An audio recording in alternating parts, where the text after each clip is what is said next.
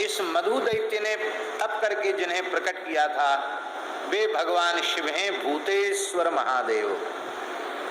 ये मधु के ऊपर कृपा करके प्रकट भय स्वयंभू लिंग हैं। और शिव पुराण में लिखा है कि मथुरा के भूतेश्वर महादेव 12 ज्योतिर्लिंगों में श्री केदारनाथ के उपलिंग हैं।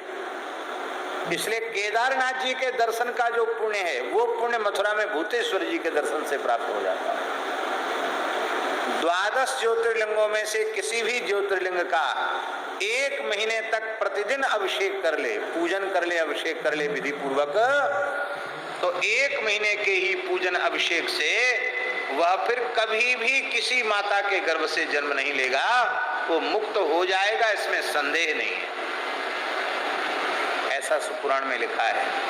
12 ज्योतिर्लिंग में 1 मास पूजन संभव न होवे तो उपलिंग, तो 12 ज्योतिर्लिंगों के जो उपलिंग हैं उनका पूजन करने से भी हो जाता है। तो अब वहां तो केदारनाथ में जाना तो बड़ा कठिन है, पर यदि इच्छा है भगवान की कृपा से तो 1 महीने की बात है। 1 महीना भूतेश्वर जी को रोज जल चढ़ाओ, रोज बिलपत्र चढ़ाओ, रोज पूजा करो। लिखा पढ़ी पक्की, द्वारा जन्म नहीं होगा। बोलो भक्तवत्सल भगवान की, शास्त्र वचन है। हमने जब से इस पुराण में ये पढ़ा तब से हमारा मन है कि कभी भूतेश्वर भगवान की अभिलाषा इस दास की पूरी करें, सब छोड़ के महीना भर उनका नित्य पूजन हो।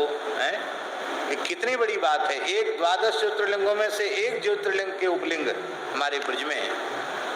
और ब्रजमंडल के महात्म्य में लिखा है, ब्रज में कोई जीव रहकर मर जाता है, पाप कर्म करते हुए मर जाता है, तो उसको भी यातना तो भोगनी पड़ती है, क्योंकि ब्रज में रहकर पाप करने का परिणाम तो भोगना पड़ेगा उसको। तो उसको भूतेश्वर नाथ की यातना में रहना पड़ता है।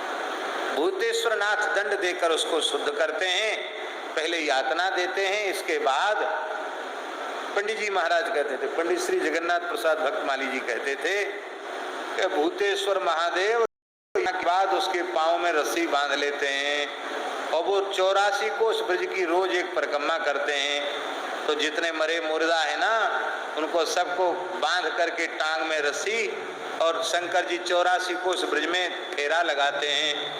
वो घिस घिस करके रज में सब पवित्र हो जाते हैं, सब गोलोक में भगवान की, राधा कृष्ण की नित्य सेवा में पहुंच जाते हैं। बोलो भक्तवत्सल भगवान की।